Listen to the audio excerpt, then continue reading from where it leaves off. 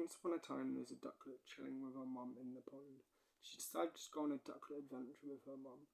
At first, she needed to get kitted out because she knew there could be demon Pokeballs blocking her in her goals and quests. She went down to the local gun store and picked up an AK-47 off Unicorn P, the queen of all unicorns, who ran a business selling seeds in an underground club and was an underground DJ that had become so famous she had moved into selling arms as well. She also picked up a bazooka and a pistol that came with infinite ammo that would turn its enemy into orange squares if it managed to get past their armour.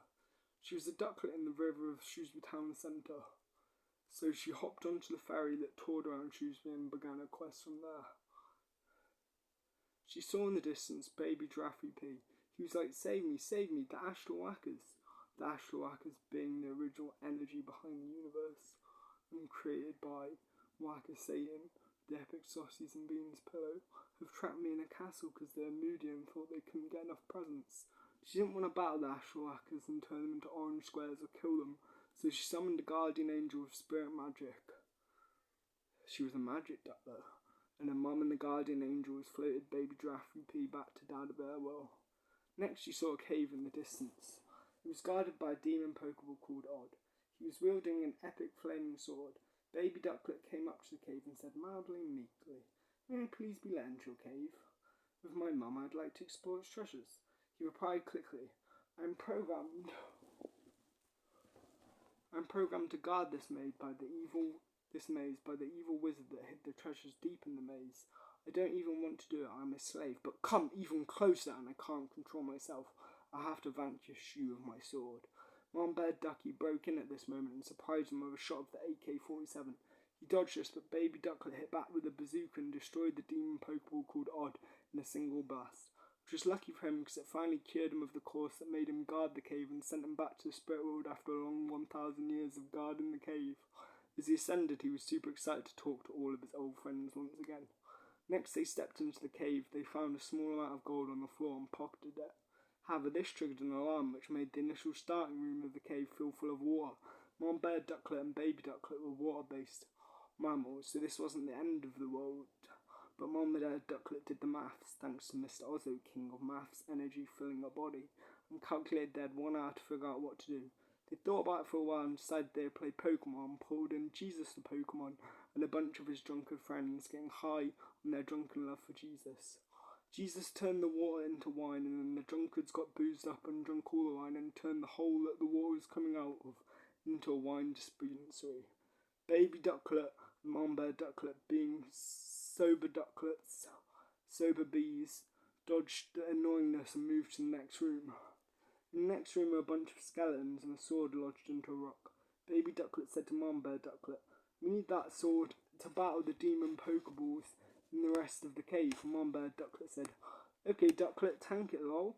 Baby Ducklet went over to the sword and dislodged it from the stone.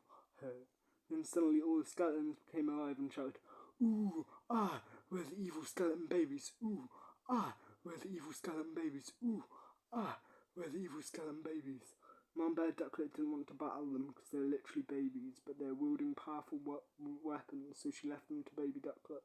Baby Ducklet whipped out a pistol and started blasting Skeleton 1, dodged her first shot, but it zapped right past them and hit Skeleton 2 right in the face, turning him to an orange square musical baby that was no threat to anyone and just danced around going doot doot doot, happy as a bee.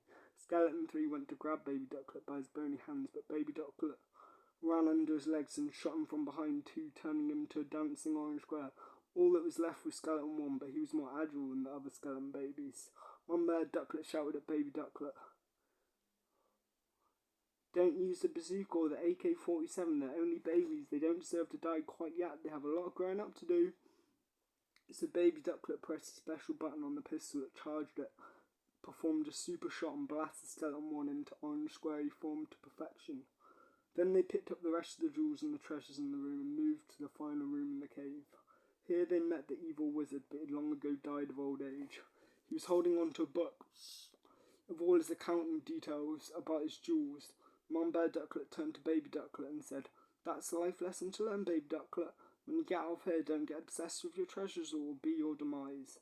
And then drew a silly face. Mamabear Ducklet turned to Baby Ducklet and said, That's a life lesson to learn, baby ducklet. When you get out of here, don't get too obsessed with your treasures or it will be your demise. Baby ducklet and mamabear ducklet picked up the rest of the gold, silver and bronze and designer clothes the duckies wanted style, and then drew a silly face on the old dead wizard and said, "Good riddance, pooch you for enslaving that demon spirit who's probably extra wholesome and pure." Baby ducklet turned to mamabear ducklet and said, "Okay, so how are we going to get out of here?" As she said this, they heard a rumbling noise. After vanquishing all the monsters in the cave and collecting all the treasure, the cave was collapsing. Mamabear ducklet replied, "I know what to do. See that gap in the ceiling? Fly to the sky." So being magic ducks, they flew out of the cave and escaped. When they returned to Shrewsbury River, they spent all their gold and designer clothes on buying their own little pond and were free from all the pollution that goes into rivers from the capitalist Tory voting scumbags who don't care about their animals and plants and lived happily ever after.